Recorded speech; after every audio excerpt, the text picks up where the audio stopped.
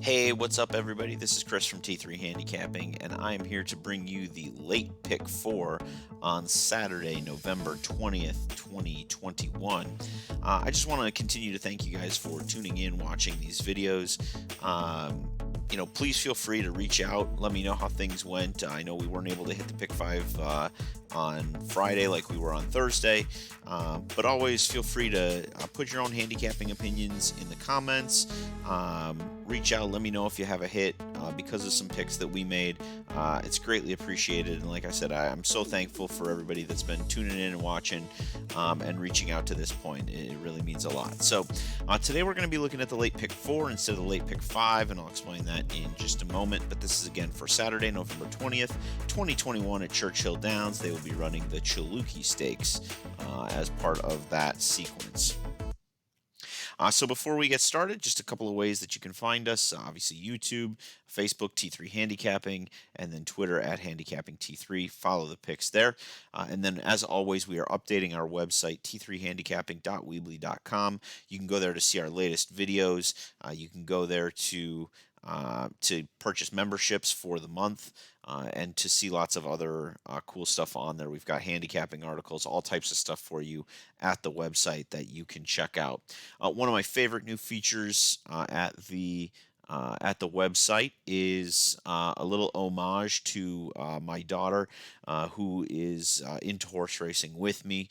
She's been a jockey for Halloween the last several years, and there's a little spot on the website where you can actually see her picks. She has a little unique way of handicapping. So she has 3 spot plays for tomorrow. I'll post those up on t3handicapping.weebly.com/Amelia's-spot plays.html.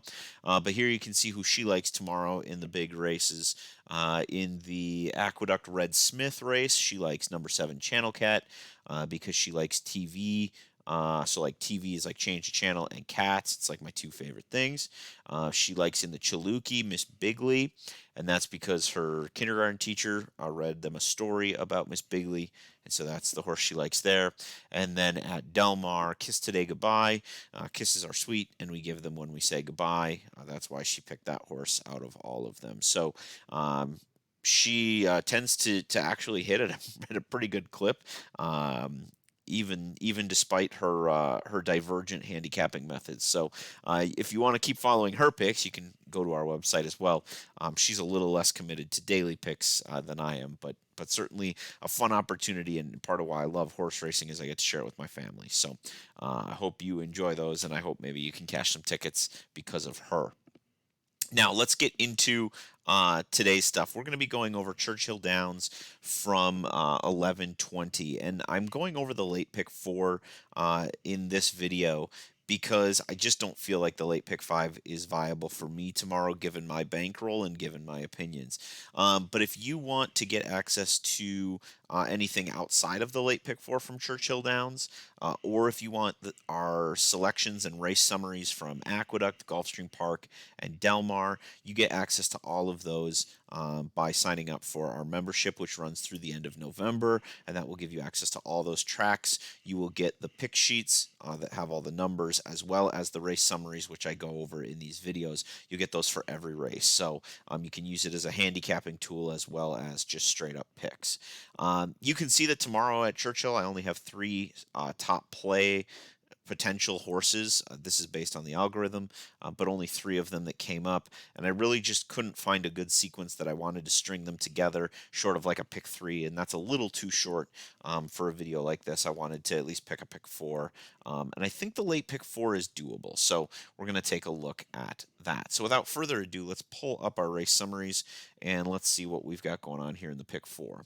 So we're going to start in race number 8, which is obviously after the first leg of the pick 5, and I'll kind of go back and do the pick 5 thing here in just a moment. But to get started, I'm seeing a slow pace for pretty good horses going 6.5 furlongs on the dirt. And so for me, I want somebody that's going to be forwardly placed. And to me, that looks like the 4. I can see that the 4 is going to be forwardly placed here on the pace numbers, which is going to be an early pace. We can see that front running style helps in this situation. It's a slow pace. Front runner should be fairly well clear here with a 5-point differential on the early pace. Plus has the best of race flow. The horses that are going to be closest are going to continue finishing behind in the race flow. Whereas when we look here, like the 2 is going to be behind in pace and is going to finish just slightly ahead, but there's a much bigger gap here from the 4 to the 2 than there is from the 2 to the 4. So I really like the 4. This is borderline a single, but I'm not quite confident enough to go with that. I do think the 7 is very interesting. Certainly rates out very well in a lot of categories. Comes in form. You'll notice form is a category, just like class, that actually the lower your number, the better off you are. So class and form are that way. You want to have a lower score in those categories. 7 looks comparable to the 4 in a lot of different ways, and I want to use that one for sure as well. And then the 2 certainly looks like is going to be a player, like I said, should be relatively close. I think we'll probably be, 2 or 3 lengths off of the lead, but should be able to come home late with some pretty good run, even with a slow pace. Being forward already, has enough kick coming home, has a really good connections.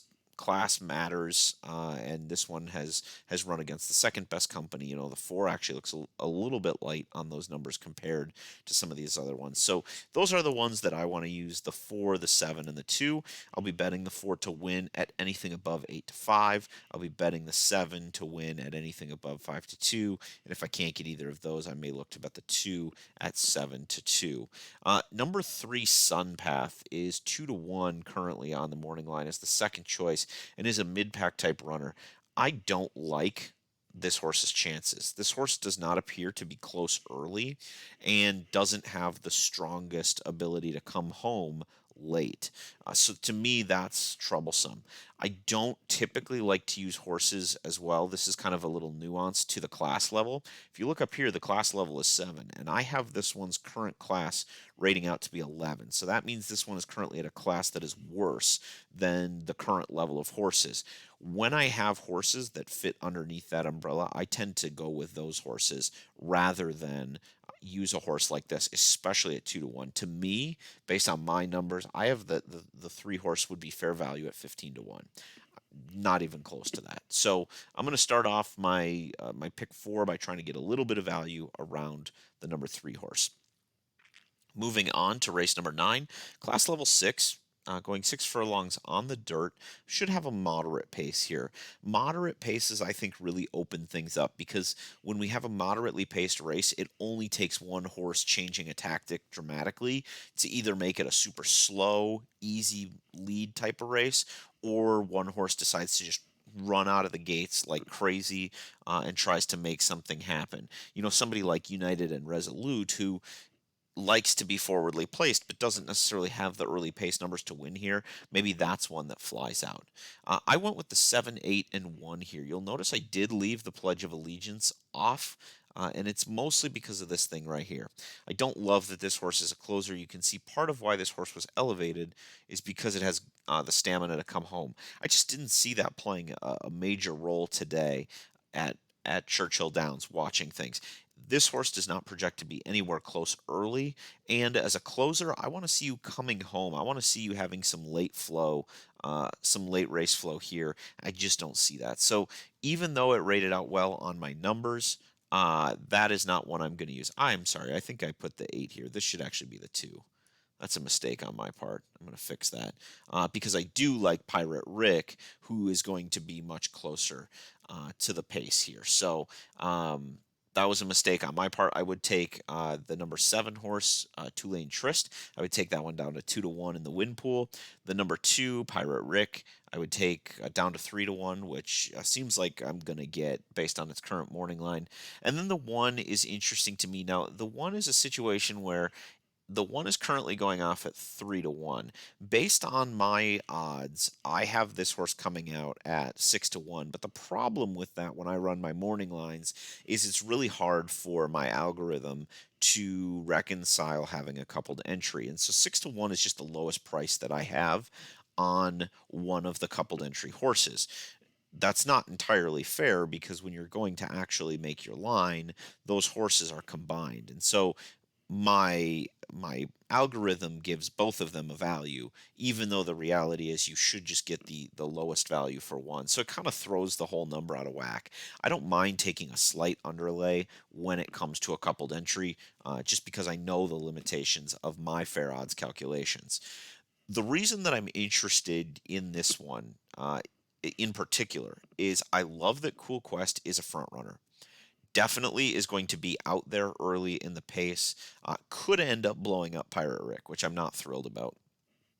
But the other thing that I always think matters when you're looking at a coupled entry is looking at their run styles. One is a front runner and one is a mid packer.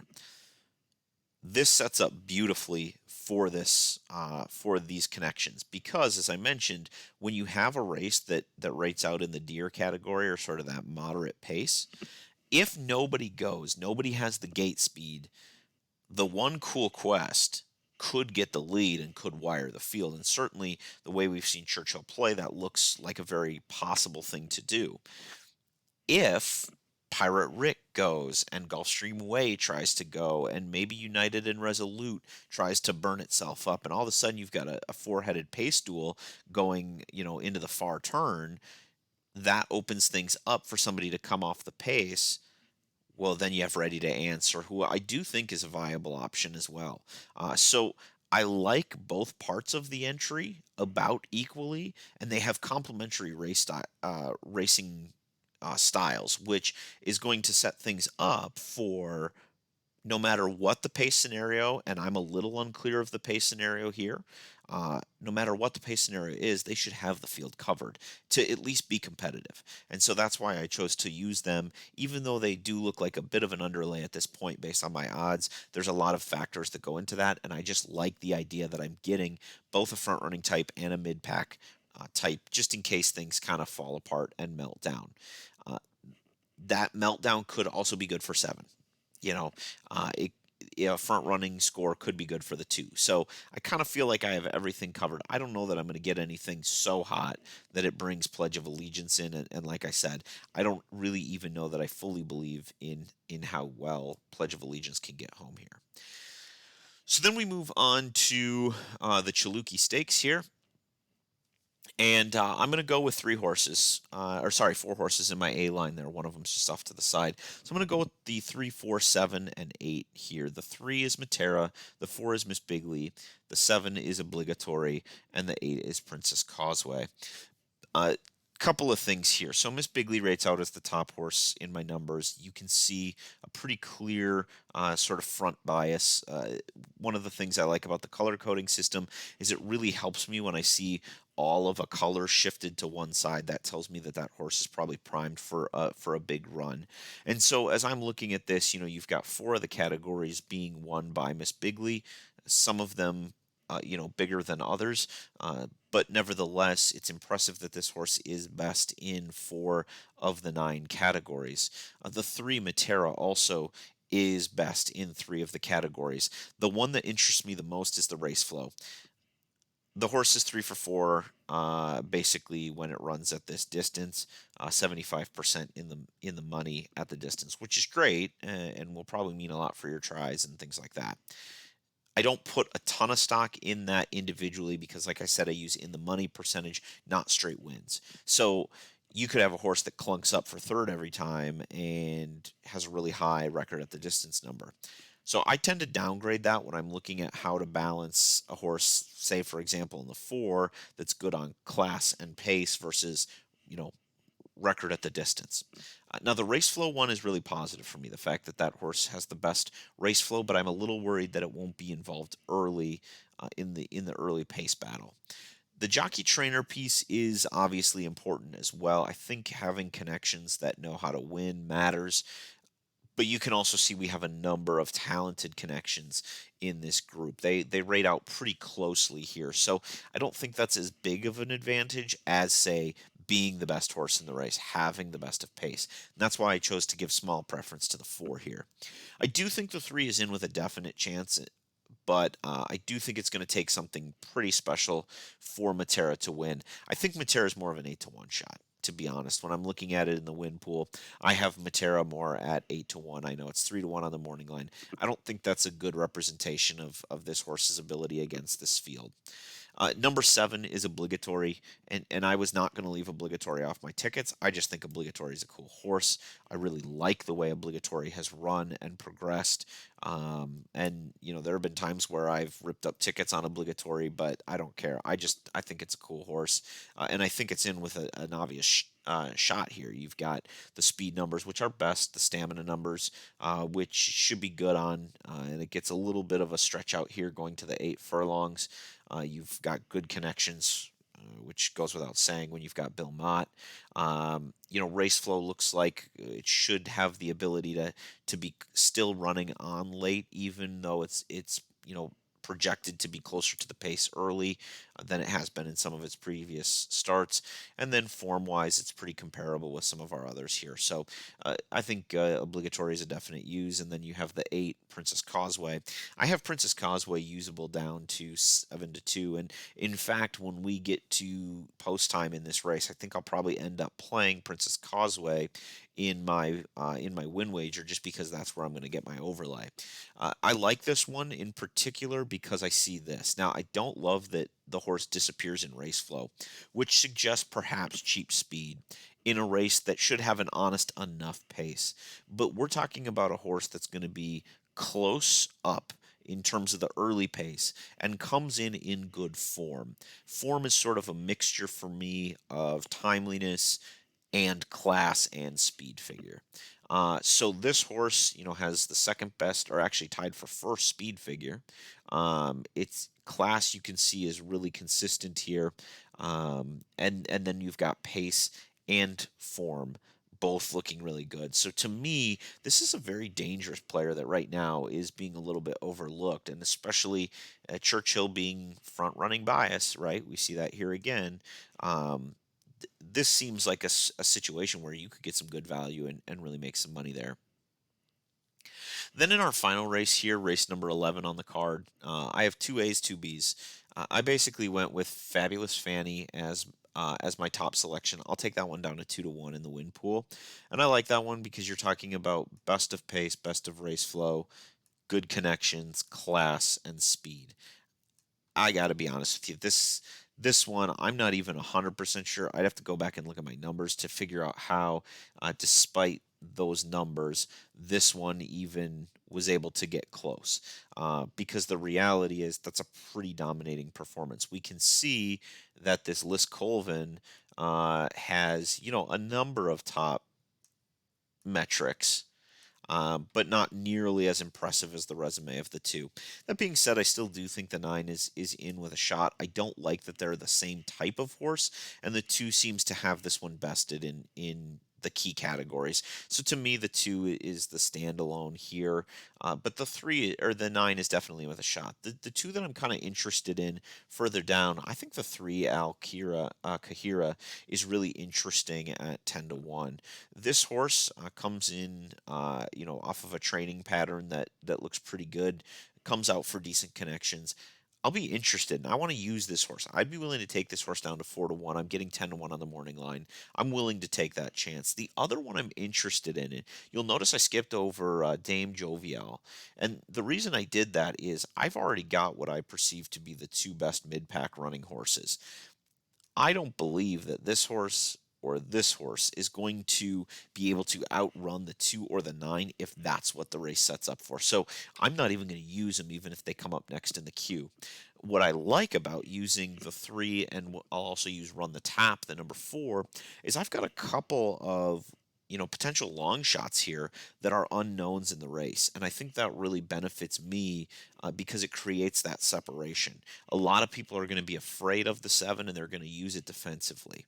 Or they'll use Take a Stand because the top 4 selections are often overbet in the betting board. So those ones are going to take money, and I have a feeling that Al Kahira and Run the Tap are going to start to drift up 10-12-1 by post. I could be wrong on that. Maybe one of them will get pulled down a little bit, but I think I'm pretty good in saying that. So I like the idea of bringing in something a little bit different. You can see the breeding on the 4 suggests that it fits in the spot. And then, it has decent connections. But again, this is an unknown commodity, so we're kind of taking a chance here. But with that, I'm going to go 2 and 9, and then I'll go 3, 4 in the sort of the B line of things. Now, I mentioned earlier that I'm doing the pick 4 today instead of the pick 5, and there's a reason for that. I went through with the intention of handicapping the pick 5. I took a look at everything, and frankly, it just didn't look good to me. When I went and I put up the pick 5, it was just going to be too expensive. So I used the ticket constructor, which is actually on the website and available for purchase there. And you can see I punched in my pick 5 ticket. It spit out a multi-ticket approach to the pick 5, and it came out to be 264 bucks using my A's and B's the way I want to, using all A's 1B, and all A's 2B's. That's just too much for me. I'm not a player that's going to drop that kind of money into a pick 5 on a day-to-day basis. Maybe in a group wager on, a bigger day like a Breeders' Cup, I'm willing to go that deep into my pockets, but that just doesn't fit my personal bankroll on a day like today. So I wasn't going to play something that was going to stretch my bankroll too thin. So instead, I said, well, how can I do the pick 4? And so I used the same selections. You can see, by the way, I couldn't really narrow down the race. So I ended up using 4 horses in the first leg. And that's part of why this was so expensive. Come back now, and I feel like I can be a lot more trim with how I play this race. I think my error is still in there from earlier when I had to change the number from 2 to 8. I can't remember. I think it might have been the second leg where I had to do that. So just be mindful of that when you're grabbing the tickets, is that it should actually be 4, and then I think it's 127. We'll just confirm that just to make sure. Yeah, it's that second leg. So it should be 4127, not 178, and then 34729. And you can see my all A's ticket. If I just use this ticket right here, $9. If I use the A's with 1B, it's 30. A's with 2B's would be 27. I didn't have any C's today, and so my total wager will come out to $66 for this pick 4. That's much more manageable. That fits much more within the scope of my betting budget on a given day in between Breeders' Cup and Pegasus, right? So part of being a bettor is understanding when the opportunity isn't right for you. The pick 5 is not the right bet for me. Tomorrow at Churchill. It just isn't, but the pick 4 is very manageable. So that's how I'm going to play it. This ticket constructor is available, like I said. So if you want to do it, it gives you an opportunity. You can actually go into different pages, punch up certain tickets. That's what the press function is for. Punch in your wager. You saw in the pick 5, it told me when I went over budget. And then one of the things that's really cool is, like with this pick 4, you could actually go in and there's a tab for pick 3s, and it will basically create the rolling pick 3s for you using all the same selections that you've already used. So if you're a player that likes to roll underneath, like your pick 5s, your pick 6s, you can go and select a pick 6, and then you could go to the pick 3 tab, and you would have leg 1, 2, 3, leg 2, 3, 4, 3, 4, 5, and so on until you got all the way through your 6 legs. It would give you the rolling pick 3s all the way through. So just kind of a cool feature, and then you can just do a quick reset and it'll wipe everything out. So that's where I stand on the late pick 4. We're going to spend about $66 using a multi-ticket approach and hope that we can cash some tickets. Bankroll is going to be spread pretty thin because we'll be playing Aqueduct, Gulfstream, Churchill, and of course Del Mar in the afternoon. But it's going to be a great day of racing, 3 graded stakes. Thank you for your continued support of T3 Handicapping. Head to the website, grab a subscription, $5 for the rest of November. Get you all of our tracks for Saturday, Sunday, and beyond. So we'll have Black Friday cards coming up and things like that. You're getting a lot of value. So good luck to you tomorrow, whether it be Churchill, Gulfstream, wherever you're playing, Del Mar, and whichever one, Aqueduct, wherever you're playing, good luck. I hope you cash lots of tickets, and don't forget to comment down below with any thoughts and ideas that you have on handicapping, or of course any success stories are always great too. Good luck, cash those tickets.